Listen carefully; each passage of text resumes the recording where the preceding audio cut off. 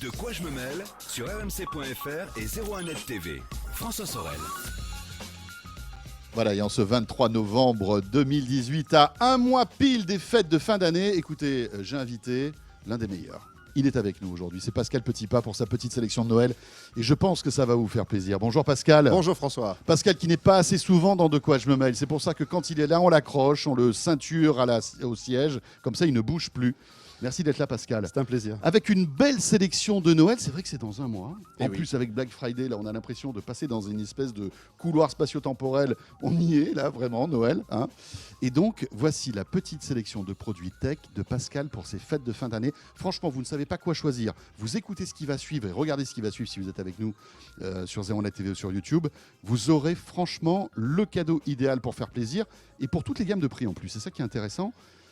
On a divisé ça en 3 parties. Oui. L'audio, la vidéo et les produits connectés. On va dire ça comme ça. Et on commence par l'audio, Pascal. Et Bose qui a lancé il y a quelques semaines à peine un produit. Alors là, franchement, je pèse mes mots. Bon, si vous nous regardez un petit peu souvent, vous savez que je suis fan de Bose. Donc, je ne suis pas toujours très objectif. Mais là, sincèrement, l'enceinte que vous allez nous présenter, c'est incroyable.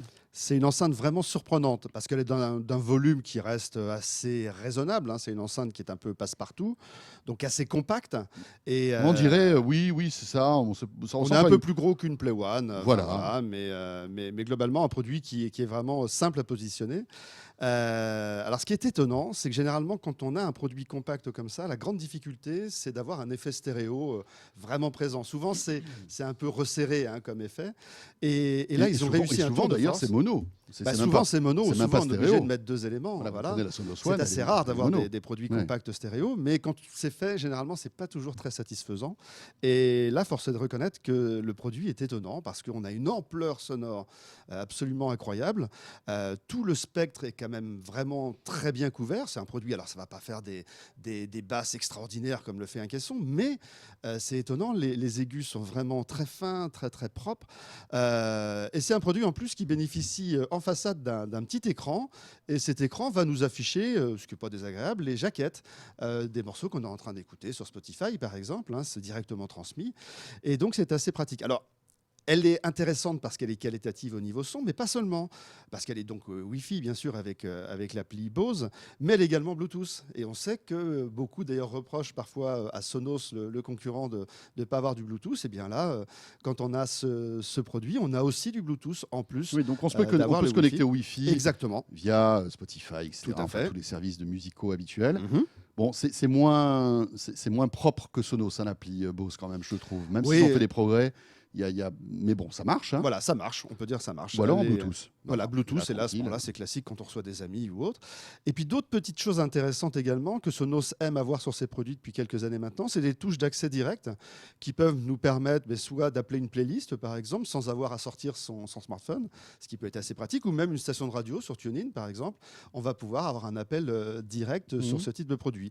Une entrée auxiliaire. Enfin voilà, c'est un produit qui est juste complet, qui a une allure sympathique, qui a surtout un son étonnant, une ampleur incroyable. Je dirais que c'est la seule, quasiment, dans ce volume-là, à offrir cette image stéréo.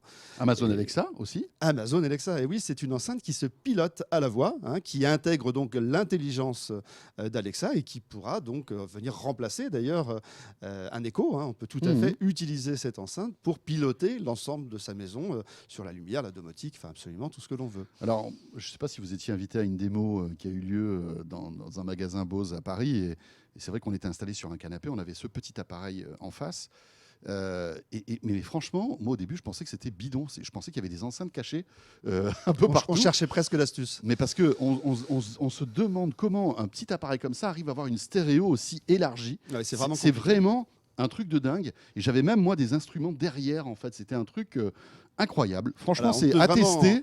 Qu'inciter nos auditeurs à aller écouter cette enceinte. Voilà, dans une chambre par exemple, ou dans un... C'est assez étonnant. Voilà, alors évidemment, si vous avez une pièce qui fait 100 mètres carrés, ça ne va pas servir à grand-chose, mais dans une pièce, on va dire, normale, c'est vraiment très, très, très impressionnant. Donc voilà, des enceintes, il y en a beaucoup. Ça, c'est vraiment une des reines. Et c'est un produit intéressant. Alors, c'est pas la plus donnée non plus. C'est un produit qui... Alors, on va parler de prix aujourd'hui, mais c'est des prix indicatifs. Ouais, tout dépend si vous le regardez aujourd'hui ou ce week-end.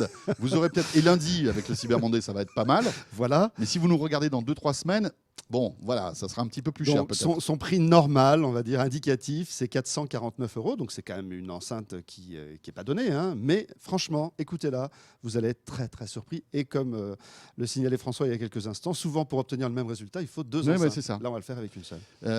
Et on est à 380 en ce moment, hein, enfin actuellement avec les promos traditionnels, vous vous rendez compte, c'est pas mal. Hein. Autre petit produit chouchou qu'on aime bien tous les deux, Pascal, c'est Sonos. Bah, justement, on en parlait.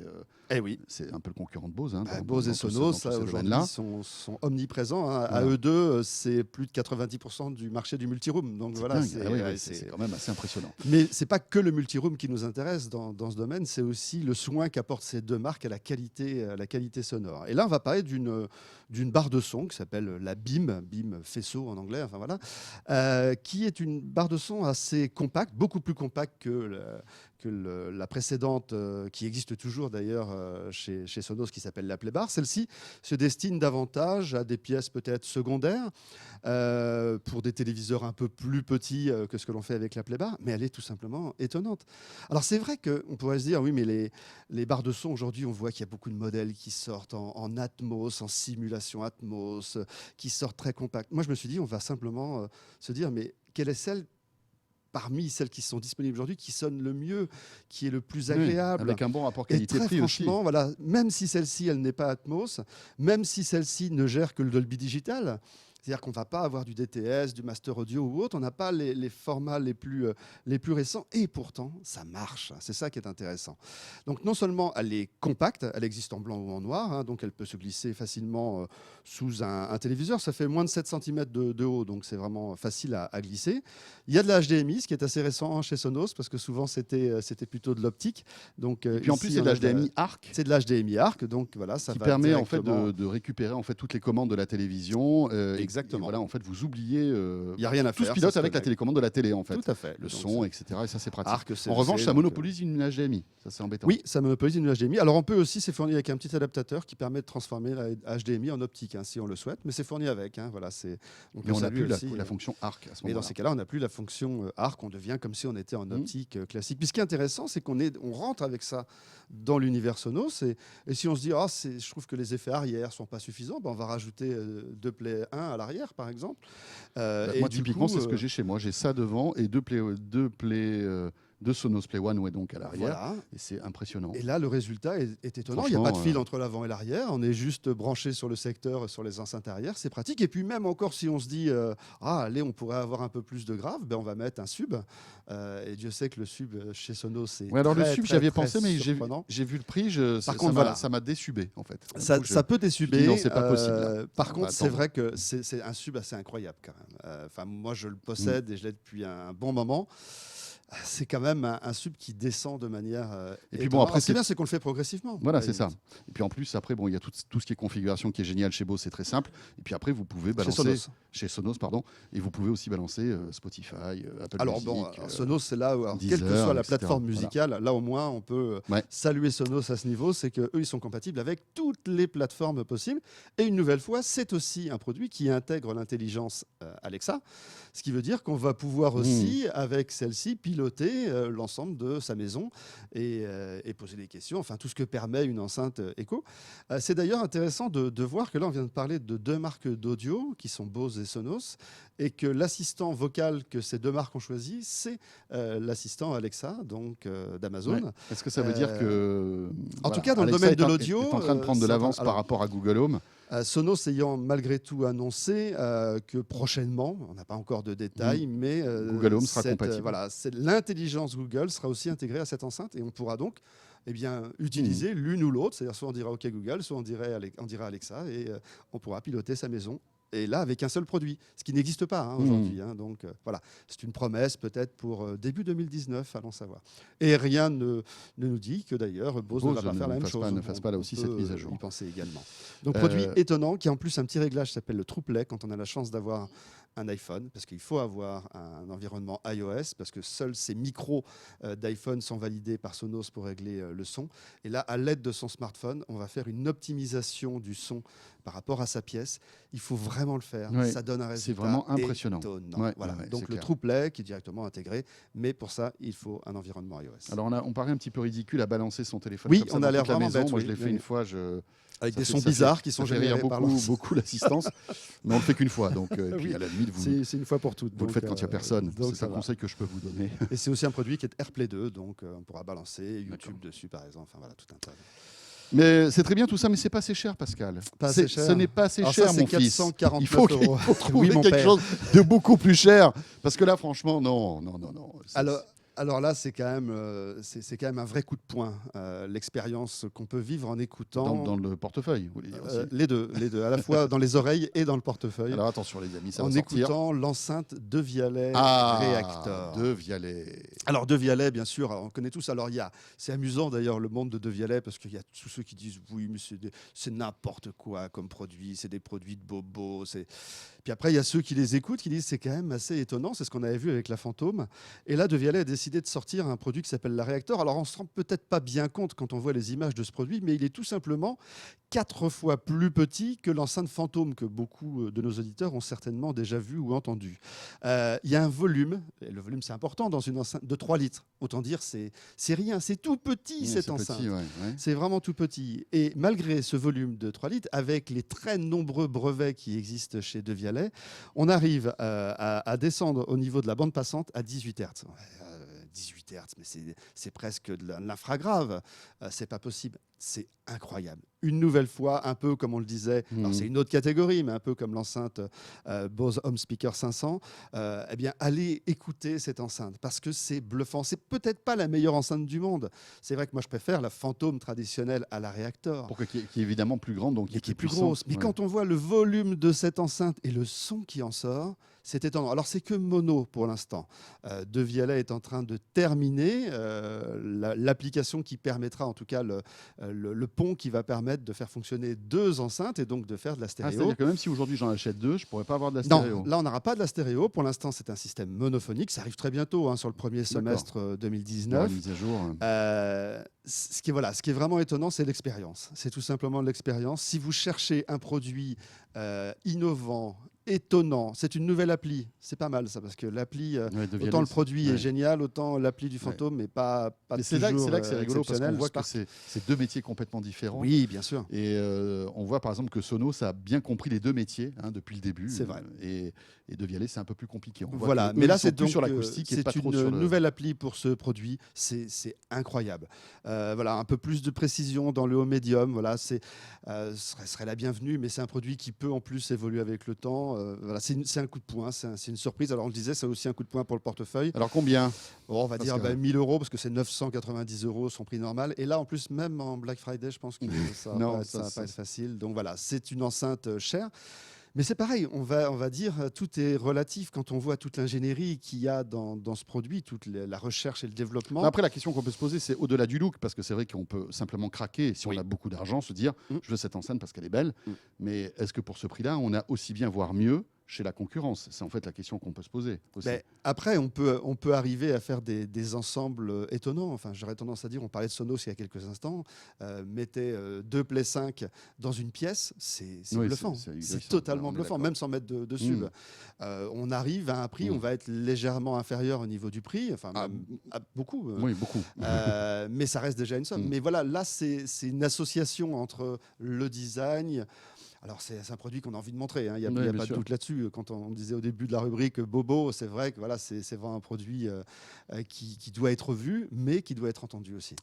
Voilà pour l'audio. Allez, on passe à la vidéo et on va commencer sans doute avec c'est le téléviseur de l'année 2018. Oui, c'est certainement celui aujourd'hui qui est le plus abouti. Alors, on peut trouver aujourd'hui, soyons clairs, on peut trouver moins cher que ce produit-là. Mais vraiment, si vous recherchez le plus beau téléviseur, la meilleure qualité d'image et la meilleure qualité de son, ce qui est généralement pas trop le cas dans les téléviseurs actuels qui sont tellement fins qu'il n'y a plus de place pour mettre un bon système audio. Là, c'est un produit qui regroupe ce qui se fait de mieux en qualité d'image, en traitement vidéo. La dalle, c'est une dalle OLED, bien entendu, de toute dernière génération. La dynamique commence à être surprenante. On a parfois un peu critiqué sur les OLED le fait qu'on ne montait pas trop en luminosité. Ben là, ce produit il est assez étonnant. Il y a toujours des noirs incroyables, bien entendu, une profondeur, donc un contraste qui est assez étonnant. Un traitement d'image qui est vraiment le plus abouti. C'est ce qui s'appelle chez Sony le X1 Ultimate. Donc le produit s'appelle le AF9. Et donc le résultat de l'image est belle, mais surtout, Sony avait créé l'année dernière un système qui s'appelait l'acoustique surface. Ils avaient commencé ça avec le produit qui s'appelait l'A1. Et l'idée, c'était de faire vibrer avec des actuateurs qui sont placés derrière la dalle OLED, de faire vibrer l'écran pour transformer cet écran en une membrane, finalement, pour faire du son. Ça marche très, très bien. Mais là, ils ont une idée encore plus géniale, c'est de se dire, mais si on a envie de se faire un home cinéma, c'est enceinte gauche-droite, arrière-gauche, arrière-droite, un sub, mais c'est surtout une voix centrale qui traduit les dialogues lors d'un film. Quand on va au cinéma, tout ça nous vient de l'écran. Bien sûr. Alors que nous, généralement, on est obligé de mettre une enceinte sous l'écran. Là, le produit, en plus, est vraiment très bas, donc c'est pas toujours facile. Et bien là, on va transformer l'écran en une enceinte centrale. C'est-à-dire qu'on peut vraiment la brancher à un système home cinéma. Et là, le son nous vient de l'écran. Donc soit tout le son complet si on ne veut s'équiper que oui, voilà. On va pas mettre un là, système on aura sonore, stéréo, on a un son normal là, mais si on veut vraiment faire un système au cinéma, l'écran se transforme en enceinte centrale. C'est très malin, très très malin. En plus de ça, donc le tout est alimenté par un Android de dernière génération, c'est un Oreo qui alimente l'ensemble. On retrouve bien sûr toutes les applications qu'on souhaite trouver grâce à la plateforme Google, bien entendu. Donc voilà, c'est la meilleure image, c'est le meilleur son, c'est un système très ouvert au niveau des applications. C'est presque l'idéal. Alors bien sûr, par rapport aux offres que l'on voit actuellement, surtout cette semaine, cher François, quand on parle d'un 55 pouces à 3 000 € et d'un 65 pouces à 4 000 €, oui, c'est le prix de la dernière génération d'écran. Bien sûr, si vous furetez un petit peu, vous avez des produits OLED. Chez Sony d'ailleurs, par exemple, la F8, chez Panasonic, la série FZ800, chez LG, la série C8, enfin tous ces produits-là OLED, si vraiment vous avez envie de faire plaisir. Aujourd'hui, un 55 pouces OLED 4K UHD, c'est environ, à peu près, dans cette période, 1 500 €. Ce qui n'était même pas imaginable il y a quelques mois. Donc, on arrive à des prix. Il y a même du LG à 1 100 € là, en 55 pouces, ce qui est donc, assez ahurissant. Donc, faites toujours attention lorsque vous achetez un téléviseur aujourd'hui, quand même, de bien avoir bien sûr un 4K, un UHD, c'est évident, d'avoir les bonnes versions de HDR, c'est important. Le HDR est vraiment quelque chose qu'on apprécie beaucoup, qui se voit beaucoup et qui densifie totalement l'image, que le produit soit assez évolutif avec ce système d'exploitation intégré. Voilà, alors le très bon exemple aujourd'hui, c'est la F9, mais furetez également, vous allez voir qu'il y a plein de belles affaires à faire. Voilà. Mais si vous avez un petit peu d'argent, voilà, tentez l'OLED, vous ne serez pas déçus. Ah oui, puis ça, c'est clair, on est d'accord. On enchaîne maintenant avec un vidéoprojecteur à ultra courte focale. Oui. On va peut-être rappeler rapidement ce que c'est. Exactement. Alors, c'est quoi ? C'est, par exemple, on veut faire une grande image à la maison, mais on ne se voit pas mettre au plafond ou au sol un vidéoprojecteur traditionnel. Et bien là, on va approcher une sorte de boîte, un vidéoprojecteur qui a une autre allure. D'ailleurs, on le verra pour ceux qui ont les images dans quelques instants. On va mettre ça près du mur, environ à 40 cm du mur. Pourquoi pas d'ailleurs sur un mur blanc. Et là, on va projeter une image qui va aller jusqu'à 100 pouces. 100 pouces, 120 pouces même, sur juste un bien petit plus grand qu'une télévision. Bien plus grand qu'une télé. Alors, même si ça existe à 100 pouces, c'est juste impossible. Voilà. Là, on est dans un domaine où on peut s'offrir une très grande image. Alors, l'intérêt, une belle image aussi. Mais oui, alors une belle image, parce que l'avantage d'un ultra courte focale, c'est que le produit étant placé très près de l'écran ou du mur, on a beaucoup de lumière. La luminosité reste intacte, c'est-à-dire qu'on n'a pas de perte de lumière du faisceau, en fait, liée à la distance. Et ça, c'est essentiel. Il fait 2700 lumens, ce produit, donc ce qui est quand même très très lumineux. Alors si vraiment on va être tout à fait objectif, ça marche bien sur un mur blanc, ça marche bien sur un écran blanc. Si on est dans une pièce baignée de lumière avec un plein soleil, même si le constructeur va nous dire que ce produit qui s'appelle le TX100, c'est un produit Panasonic, offre une bonne qualité d'image même en pleine lumière, dans ces conditions, moi je vous conseillerais de prendre un écran dédié qui s'appelle un écran UST pour Ultra Short Throw. On en a déjà parlé dans cette émission, qui permet de réfléchir uniquement à la lumière qui vient du bas de l'écran, donc la lumière qui est issue du vidéoprojecteur et qui, là, c'est assez étonnant, nous permet de voir une image qui n'est pas tout à fait une image télé, mais presque dans des conditions de lumière normales. D'accord. Ah voilà. Oui. Donc, c'est un écran spécifique qui coûte cher. C'est un écran spécifique qui coûte cher, oui, puisque pour un 100 pouces, alors attention, 100 pouces, environ 1 700 € l'écran. Mais 100 pouces, combien il faudrait mettre pour... Après, il faut rajouter l'appareil. Mais là, ça change tout par contre. L'appareil est au même prix, en gros. Hein, donc voilà. Ça veut dire quoi, si vraiment on veut le vidéoprojecteur plus l'écran vraiment spécifique pour le regarder dans toutes les conditions de lumière, donc on est à 3500, on va dire. 500 €. Et ça coûte combien 100 pouces en télé aujourd'hui? 100 pouces en télé, c'est 60 000 € à peu près. Alors, ça va. Oui, ça va. Mais 60 000 €, il n'y a pas beaucoup de monde quand même qui peut se faire ce plaisir. Ouais, et puis, même à 3 500, le livreur, il faut qu'il soit costaud. Mais c'est pareil, une nouvelle fois, si vraiment ce produit... Alors le produit est très WAF, parce que souvent les produits ultra courte focale ne sont pas très jolis. Et celui-ci va vraiment plaire à tout le monde, c'est-à-dire qu'il s'intègre facilement dans le salon. Il est vraiment élégant, il a une finition étonnante, il a un son qui est vraiment également étonnant. Donc il passe inaperçu, il nous offre une grande qualité d'image. Commencez avec un mur blanc, et puis si vous sentez que c'est un peu juste au fur et à mesure du temps, un peu comme on disait pour Sonos tout à l'heure, on peut le faire évoluer, ben là vous commencez avec un mur blanc, et puis après, quand vous avez un peu plus de moyens, essayez ces écrans, vous allez être surpris, on le regarde dans toutes les conditions. Il y a de HDMI, c'est Wi-Fi, ça fait du Miracast. Voilà, on a tout ce qu'il faut. C'est un produit, il y a tout ce qu'il faut. On peut lui mettre bien sûr un Chromecast et à ce moment-là le rendre ultra connecté si on le souhaite. C'est vraiment un produit coup de cœur. C'est une image étonnante. Bon, après, voilà, on a quand même un gros boîtier, on va dire, posé au milieu d'un meuble télé, quoi. Gros boîtier, ça fait, en gros, c'est un cube de 30 cm, quoi. Oui, c'est raisonnable. Non, c'est clair. Et il y a une partie son intéressante, ce qui fait qu'on peut même l'utiliser en enceinte Bluetooth. Voilà, donc parfait. Voilà, un beau petit produit. Voilà pour la vidéo, et on va terminer par les produits connectés. Alors là, c'est peut-être un petit peu plus du classique, on va dire. Voilà, tout à fait. Donc juste, un rappel, parce que parfois on parle de ces assistants vocaux, on en a parlé il y a quelques instants sur les produits audio, pour vous rappeler que si vous prenez un Google Home Mini ou un Echo Dot, qui sont ces petits produits qui ont une qualité sonore franchement lamentable, hein, on va le dire, mais n'oubliez pas que le Google se branche en Bluetooth sur une enceinte et que là, du coup, si vous n'avez pas envie de mettre trop d'argent dans votre assistant intelligent, vous la connectez directement par l'application, c'est très très simple, en Bluetooth sur n'importe quelle enceinte Bluetooth que vous possédez. Et du coup, lorsque vous allez discuter avec l'enceinte, c'est bien le haut-parleur de l'enceinte qui va vous répondre sur la partie vocale. Mais dès que vous allez demander de la musique, cette musique va être diffusée sur l'enceinte Bluetooth. Et du coup, ça permet ça marche bien, ça, c'est pas une usine à gaz? Non, c'est très simple à mettre en œuvre, ça marche très très bien. Sur Amazon, ils ont pris un autre système. Eux, c'est une jack. Donc, on va directement rentrer sur une enceinte qu'on possède déjà, par exemple, qu'on avait mis dans un placard au fond à droite.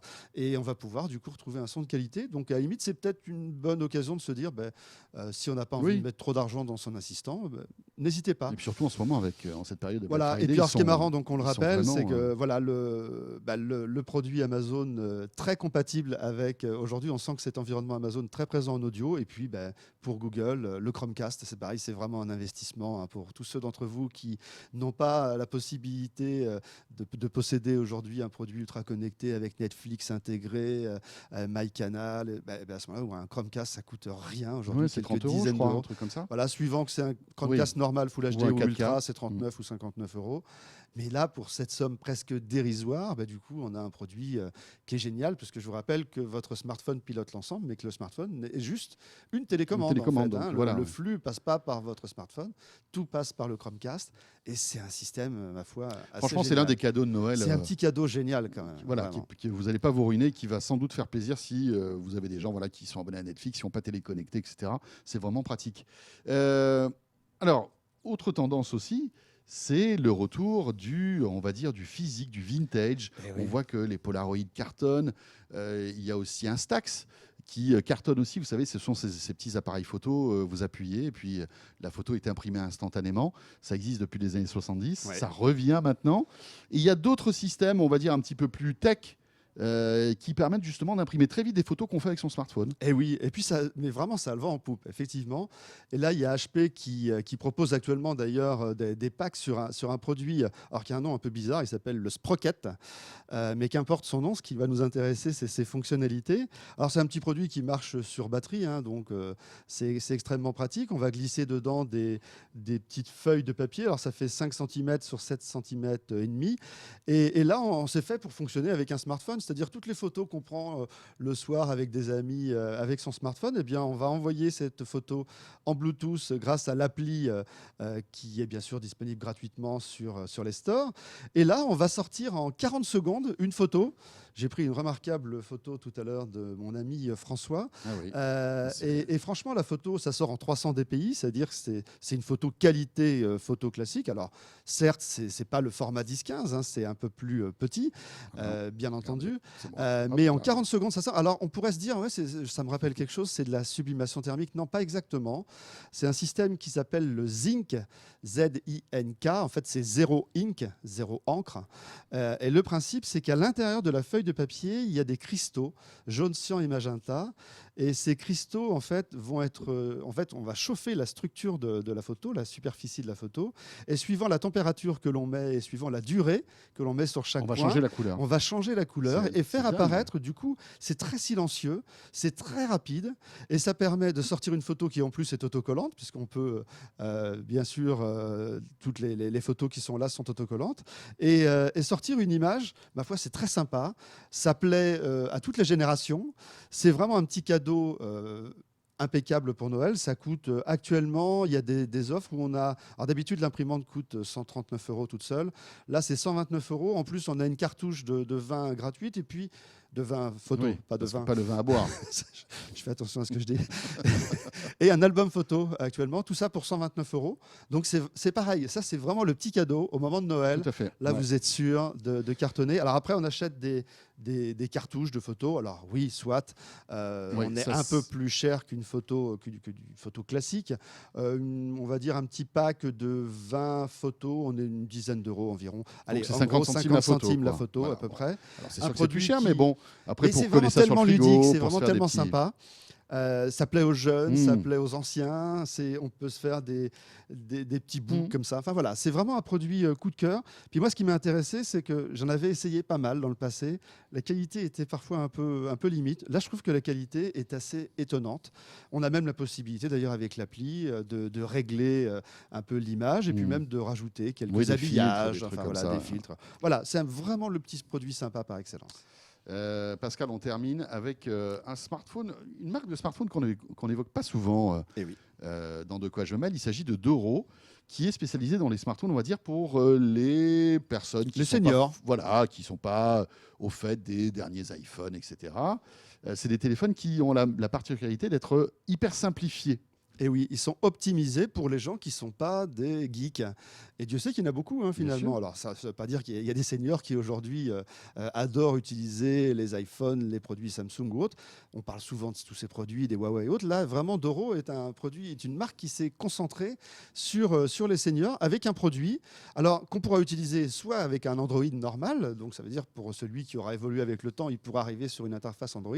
Mais ce qui va être intéressant, c'est surtout, on va dire, l'allure du produit, l'OS de Doro, qui va permettre pour une personne qui n'y connaît rien en téléphonie d'avoir des grosses touches, d'avoir des verbes qui dit envoyer, appeler, c'est-à-dire que c'est beaucoup plus facile de comprendre, voir pour voir des photos, envoyer pour envoyer un message, ça ne va pas être marqué MMS, ça va être marqué message, ça va être marqué courriel, ça va être marqué voir des photos. Donc l'abord est extrêmement simple. Quand on met en place le téléphone également, toute la phase d'initialisation du téléphone est expliquée pas à pas, c'est vraiment enfantin. Puis il y a plein de choses qui ont été prévues pour les seniors, le son est un peu plus, le son du haut-parleur est plus élevé qu'un téléphone normal, c'est compatible avec les prothèses auditives.